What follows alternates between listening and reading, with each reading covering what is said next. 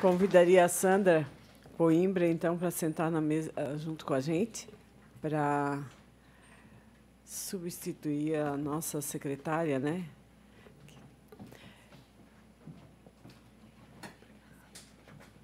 A doutora Patrícia também irá fazer uso da palavra. Acho que tem alguma resposta para uma das perguntas que foram feitas aqui anteriormente. Não é bem uma resposta, é mais uma provocação, porque nós estamos aqui numa casa legislativa, né? E é numa casa legislativa que se iniciam ideias e se iniciam mudanças. Nós dependemos dos nossos representantes legislativos para que várias das provocações e das ideias das dificuldades demonstradas por vocês sejam resolvidas. Vocês têm, na Justiça do Trabalho, uma estrutura de juízes e de servidores. Eu vou falar uma coisa aqui para vocês, que pode ser que, para a maioria dos juízes e servidores da Justiça do Trabalho, eles me condenem, me apedrejem, mas vamos fazer, né? Seguinte, quando você tem um problema com um menor, um adolescente, na prática de um crime, o que você faz com ele? Você empurra ele para o Ministério Público, você empurra ele para o Poder Judiciário, né? Eles que resolvam, o Conselho Tutelar que resolva. Eles, de uma forma ou outra, acabam resolvendo. Na Justiça do Trabalho, a gente não tem isso, né? Eu não chego, eu não enfrento situações como essa, falada pelo senhor, como a da questão da empresa, né? A gente parte a gente já faz nosso trabalho já bastante árduo, bastante efetivo, mas nós não enfrentamos essa questão do combate ao trabalho infantil de frente na nossa atuação jurisdicional. Então, é uma provocação. Eu sei que não é competência do Estado, seria competência da União, mas até uma alteração legislativa para trazer essa competência para a Justiça do Trabalho. A Justiça do Trabalho tem, sim, possibilidade e estrutura para resolver isso. Nós tentamos, às vezes, resolver situações que se apresentam. Por exemplo, eu faço audiência em São Joaquim. Eu não sei se o Alberto recebeu uma denúncia de lá, de um menino que fazia o transporte de moranguinho e maçã de São Joaquim e descia a Serra do Rio do Rastro, né? Eu recebi a denúncia, encaminhei para o Ministério do Trabalho. Eu sei que, lá em Lages, a situação do Ministério do Trabalho é precaríssima. Só temos um fiscal do trabalho, que antes era Ana Maria, agora é um novo fiscal do trabalho. Ele não dá conta, é impossível. Se ele não foi humano, ele não ter ido, né? E vocês poderiam, deveriam, desde que haja uma alteração legislativa, se fazer o uso da máquina da Justiça do Trabalho para isso. Nessa situação, fazendo audiência em São Joaquim, eu recebi a denúncia, encaminhei. E, quando eu cheguei lá, a mesma pessoa que me encaminhou por escrito foi lá falar comigo na sala de audiência. Aí eu disse, vamos lá. Fui lá, conversei com o pai, conversei com o menino e tentei, de uma forma assim, persuadir que isso não se repetisse. Eu não sei se está se voltando a se repetir, porque não tenho condições de saber, mas eu espero que isso não ocorra. Mas isso não é da minha competência. Não caberia a mim isso, mas caberia a gente ter uma ideia, através dessa rede, e, quem sabe, propor alguma alteração na legislação desse sentido. Essa é a minha ideia e a provocação que eu tenho a fazer, ouvindo todas as angústias de vocês.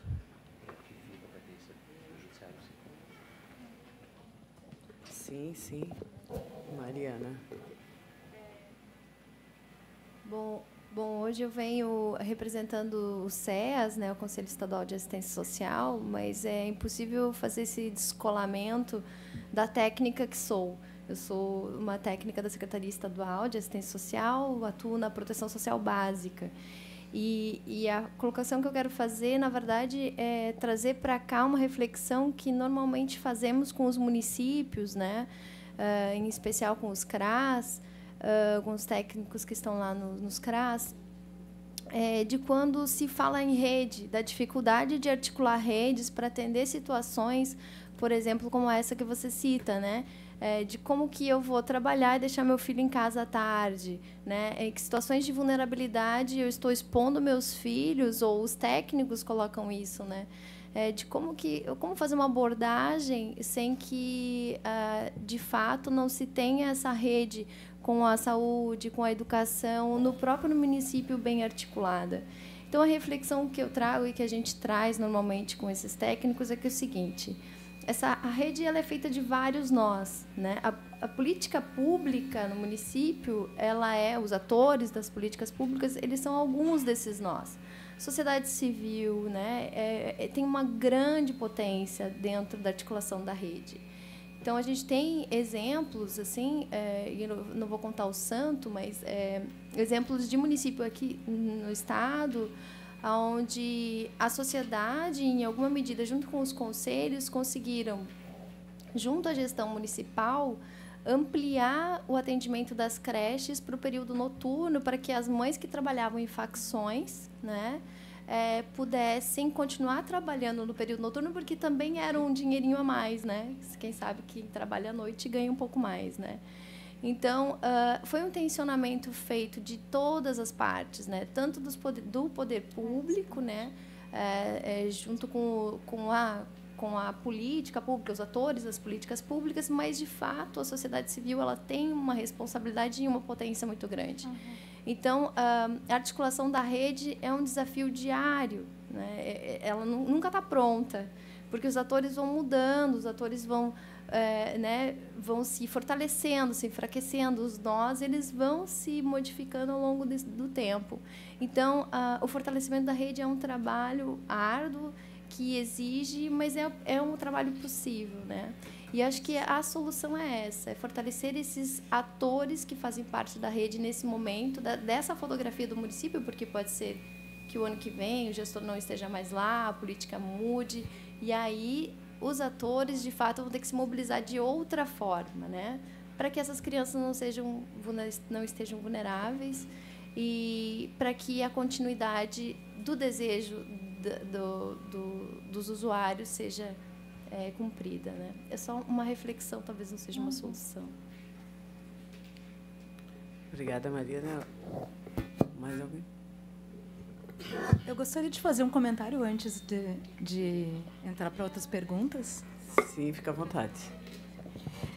Com relação até o tema que a Viviane trouxe ali da questão da evasão escolar, da mesma forma, né, eu sou hoje conselheira do SEDCA, mas sou assistente social e estou trabalhando atualmente numa escola e estou tendo essa experiência, né, da relação desses adolescentes, né, de uma escola de uma comunidade né, mais empobrecida no município de São José. E o que acontece, o que eu vejo com relação à evasão escolar? Esses jovens, antes de eles evadirem, a gente vê uma procura e uma tentativa por tentar, né, por essa ansiedade de conseguir um trabalho. Então, eles começam a dar indícios, né, de que ó, eu estou chegando no meu limite, eu preciso conseguir alguma coisa para trabalhar. Então, eles dão esses indícios. E o que eu percebo? Por exemplo, tem adolescentes ali que eu atendo que têm 13 anos e já estão ansiosos para começar a trabalhar e já batem lá na porta do serviço social desesperados. E daí a gente explica, não, é até por uma questão de legislação, não tem nem como te encaminhar. E eles completam 14 anos, fazem aniversário num dia, no outro eles estão batendo na minha porta pedindo para fazer esse encaminhamento, né? E com relação a isso, o que eu penso? Que é bastante o que o Alberto trouxe também, que é essa questão das vagas de aprendizagem, né? Uma saída muito forte é a questão do jovem aprendiz.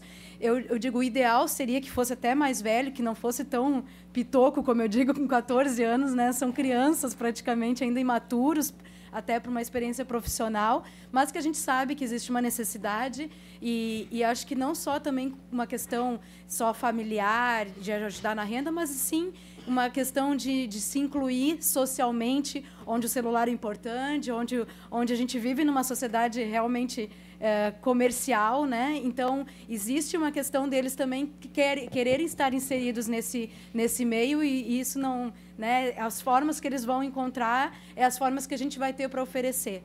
Então, em cima disso, com relação à questão das vagas de aprendizagem, que eu acho ainda é uma saída muito, né, importante e muito viável, assim, que gostaria até de conversar contigo um pouco, Alberto, porque o que a gente vê, né? Primeiro, a quantidade, pouquíssimos fiscais, né? Como já foi levantado aqui, a gente sabe que é um número mínimo para um estado todo, então é claro que é impossível, e daí também a importância da sociedade estar envolvida, fazer denúncia, aquela empresa lá, eu sei que não tem jovem aprendiz, né? Então também virar uma questão social onde todo mundo se envolve e vai em cima, porque o fiscal não vai conseguir acompanhar todas as empresas, né? Mas outra coisa que me preocupa muito, eu já tive a oportunidade de trabalhar também como assistente social de instituição formadora para jovem aprendiz, e que eu escutava muito, vale mais a pena pagar a multa do que contratar o jovem aprendiz. E isso é uma coisa que me preocupa, porque o que o empresário, a gente escuta muito, o empresário quer um adolescente pronto, que vai chegar lá, vai explicar uma vez, o adolescente já vai sair fazendo, que vai cumprir horário, que vai cumprir, não vai faltar, não vai se atrasar, vai usar o uniforme bonitinho. É um caixotezinho, e que a gente sabe que os adolescentes não estão acostumados com esse tipo de preparação para o trabalho, né? É muito pouco, às vezes eles caem, coitados, de paraquedas num lugar extremamente formal e vão tendo que se adaptar e assim, o que eu percebo também, o empresário não tem paciência. Então, não está bom, não se adaptou, troca, pode chamar outro, né? Como se fosse assim um pacote que tu vai lá e troca, né? Não entende que aquilo ali é um processo de formação, que precisa sim ter um profissional na empresa que vai ter um tempo dedicado a explicar, a ensinar, a orientar, a acompanhar esse adolescente. Não é simplesmente chegar lá e não é um trabalho profissional que tu vai pagar lá meio salário mínimo e vai querer que tenha um rendimento de um adulto, né? Então, assim, me preocupa um pouco isso. E essa questão da multa, né? Então, porque eu já escutei muito isso. A incomodação que a gente acaba tendo com o adolescente, de ter que ir, acompanhar, de ter que ter esse profissional ali supervisionando, é preferível pagar essa multa e não se incomodar, né? Então, de que forma que a gente poderia pensar em como que dificultar um pouquinho, que não seja tão simples assim, pagar uma multa e resolver o problema, né? E também acho que uma coisa que foi levantada, que é essa questão de priorizar essas vagas para adolescentes com maior vulnerabilidade, né? Infelizmente, a gente vê muito, e essas empresas formadoras às vezes ficam em maus lençóis, porque são contratos ali de empresas e falam, olha, ou tu chama aí o filho do funcionário, ou eu corto o contrato contigo e procuro outra empresa que aceite, né?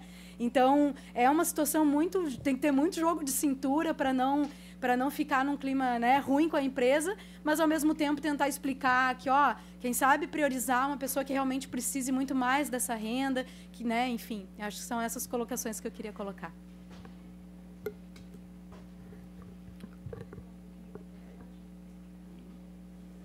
Juraci?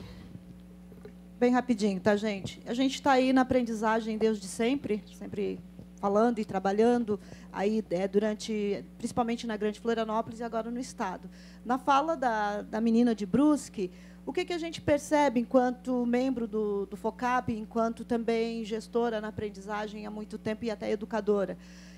A nossa dificuldade, ela acaba tendo um tripé, né? Para a gente poder tratar a situação que você fala, é muito importante que haja diálogo.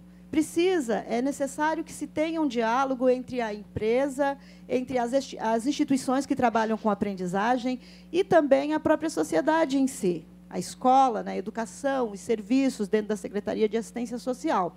Porque o que a gente está vendo? A gente percebe, e lá na própria lei está dito que a prioridade é para aquele adolescente que está em vulnerabilidade social, em risco social. Mas a dificuldade maior que a gente tem encontrado hoje é que, quando você vai para a empresa para fazer a parceria ou a negociação, porque, infelizmente, a aprendizagem virou mercado e eu não fico feliz com isso, é uma das minhas grandes frustrações por conta da militância, mas vamos para frente. Já que a gente não consegue dar conta de tudo nesse país sem fazer negociação, sem pechinchar, acho que é a palavra, o que a gente precisa fazer? Fortalecer o FOCAP, fortalecer o Fórum de Erradicação do Trabalho Infantil, os próprios conselhos municipais das crianças e dos adolescentes, a fala forte do Alberto com relação ao cumprimento das cotas, com relação às empresas prestadoras de serviço. Hoje existe a cota social. Eu percebo que a cota social não vai sair do papel, porque eu percebo empresas me pedindo aprendizes para varrer rua. Eu vejo empresas me pedindo aprendizes para fazerem serviços internos, e daí o que eles estão fazendo agora é o jovem de 18 a 24 anos. Então, o jovem de 18 a 24 anos ele vai ir para uma ponta como jovem aprendiz, ele vai ter um baixo salário e vai ser exploração de mão de obra. Então, acho que isso daria muita discussão. Mas o que eu acredito mesmo, enquanto trabalhadora da aprendizagem, é que é necessário, sim, dialogar mais, é preciso que todos estejam comprometidos com a aprendizagem, porque, para mim, também não é solução a gente pegar um adolescente que está em vulnerabilidade, em risco, e colocá-lo dentro do trabalho diretamente. É preciso que se pense política pública para o adolescente, para que realmente se redesenhe, se reorganize, para que esse adolescente, quando ele completar 14 anos, 13 anos, que ele tenha a possibilidade de exercício, de que ele possa ter formação profissionalizante, juntamente com o fortalecimento de vínculos, com serviços de convivência, porque na nossa vivência a gente percebe que o adolescente faz 13, 14 anos, ele já quer ir para a aprendizagem. Mas, na nossa realidade, o jovem que está vulnerável, que está no risco social, nós vamos lá, conseguimos a vaga e a gente até coloca o jovem na vaga, mas ele não fica.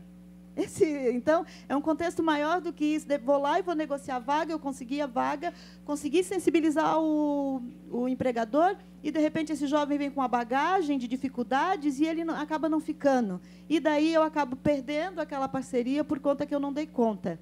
Então, cada vez mais, e fortalecendo a fala de muitos aqui, precisamos trabalhar em rede. Precisamos fortalecer as políticas públicas, sim, para o adolescente, para que ele tenha amparo, para que ele tenha preparo, para que ele consiga realmente concorrer às vagas e que ele consiga ser inserido nessa política pública, nessa oportunidade que é a aprendizagem. E a instituição também, a instituição da ponta, de que realmente vá conversar com a empresa, que busque sensibilizar a empresa para que o jovem possa estar tendo oportunidade. Esse é o nosso olhar enquanto RENAPSE Santa Catarina. A gente tem trabalhado muito nesse aspecto, de poder estar dando oportunidade para os nossos adolescentes e jovens. É isso. Muito obrigada. A Luciana, então, vai fazer um... Está bem apertado. Se vocês puderem agilizar para mim, eu tenho um compromisso município vizinho de Santo Amaro que está aguardando lá, e nós precisamos, então, fazer esse fechamento um pouquinho mais rápido, para mim não descumprir o meu compromisso lá em Santo Amaro, que já... Né? Não tem problema, deputada. Então, a senhora... Agora a gente faz o resumo, mais ou menos, do que nós tratamos aqui, né? E o objetivo era bem esse mesmo, trazer para a Casa Legislativa essa questão do trabalho infantil, que não é trabalhada, gente que tem um pouco mais de proximidade com essa temática vê, e é, então, necessário para os deputados, aqueles que nos representam, aqueles que nós colocamos, né, no poder, então, que também pensem sobre essa violação de direitos, essa problemática. Então, aqui nós tratamos, deputada, da questão da dificuldade das parcerias com as entidades, né, de aprendizagem, com relação às vagas, com relação à cota social, a dificuldade, então, das mães, né, das suas famílias, de terem que deixar seus filhos, suas crianças, seus adolescentes para poder trabalhar, porque não tem uma estrutura de políticas, não tem educação, não tem creche, né? Então, essa é uma demanda que a gente lida lá nos nossos municípios todos os dias. O fortalecimento da educação, então, da escola, de elas serem mais bem estruturadas, que essas ações locais, então, sejam um pouco mais fortalecidas, né? E, no geral, a articulação das políticas públicas, para que possam trabalhar, então, com as demandas e com a complexidade do trabalho infantil.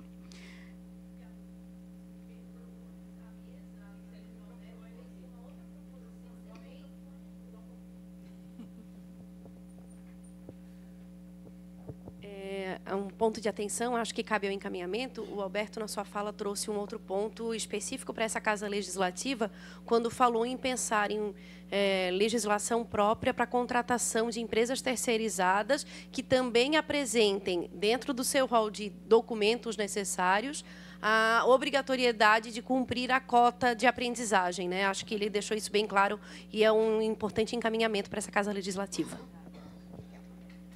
Será... esse encaminhamento será feito automaticamente, até porque nós estamos aí com a nossa equipe que vai fazer o resumo de tudo isso e vai levar a comissão, né, ao nosso presidente, o deputado Vicente Caro Preso, que daí fará os encaminhamentos necessários, né? E com certeza a Assembleia é a Casa do Povo, nós estamos aqui para ajudar, né? Entendemos que a legislação federal muitas vezes sempre ela sobrepõe à estadual, né? Mas o que for necessário ao estadual para dar esse suporte fará sim. O que eu também quero deixar aqui registrado e fazer essa observação, que nós, através da Assembleia, através da Secretaria da Assistência Social, que pode ser nossa parceira, enfim, de todas as pessoas representadas aqui nessa mesa, nós podemos debater regionalmente, sabe? Isso é muito importante. Não começar...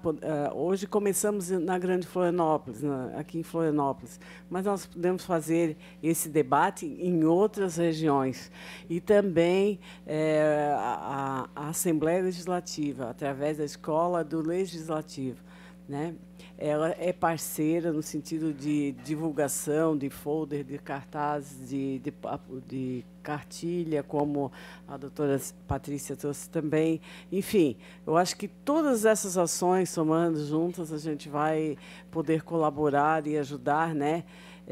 No sentido que essa coisa muito forte da cultura do trabalho infantil que a gente possa melhorar isso, né? Então fica aqui, eu vou conversar com o nosso presidente lá da comissão, o deputado Vicente, no sentido de que eu possa, junto com a secretaria, levantar essa hipótese de fazer outras audiências públicas em todas as regiões de Santa Catarina, tá bom? Eu acho que podemos dar por encerrado. Eu quero agradecer a presença de todos que aqui colaboraram e contribuíram muito. Tenho certeza que todos nós saímos aqui com conteúdo bastante rico, né? E estamos, com certeza, nos colocando como parlamentar e como hoje cobrindo essa falta do deputado Caro Preso, nos colocando cada vez mais à disposição de vocês, no sentido de que a gente possa, então, fazer com que a gente mude essa realidade. Muito obrigada pela presença de todos. Estamos aqui à disposição. Obrigado pela equipe da Alesc também, da TV Alesc, da Rádio Digital. Enfim, de todos que colaboraram de uma maneira ou de outra para que esse evento não fosse suspenso, que esse evento fosse realizado. Então, muito obrigada e, com certeza, faremos uma grande campanha da violência de trabalho infantil no estado de Santa Catarina, para minimizar e para diminuir, para fortalecer as redes, né, de trabalho e a gente possa ter uma sociedade aí com crianças mais fortalecidas no ensino, crianças mais valorizadas e que a gente... é isso que a gente pede a Deus, né, no sentido de que nós tenhamos uma sociedade melhor, cada vez melhor. Muito obrigada.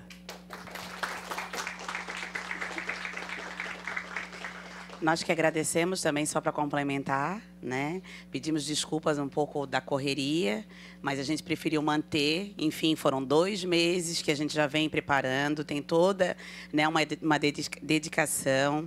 Eu gostaria, então, que as minhas 2 colegas, na verdade, tem a minha diretora, que já está sentada, né? As minhas 2 colegas, então, que é a minha gerente, né? A Carolina e a Magali, que é assistente social. Infelizmente, a Nayara, que é uma outra colega socióloga, não pôde estar aqui.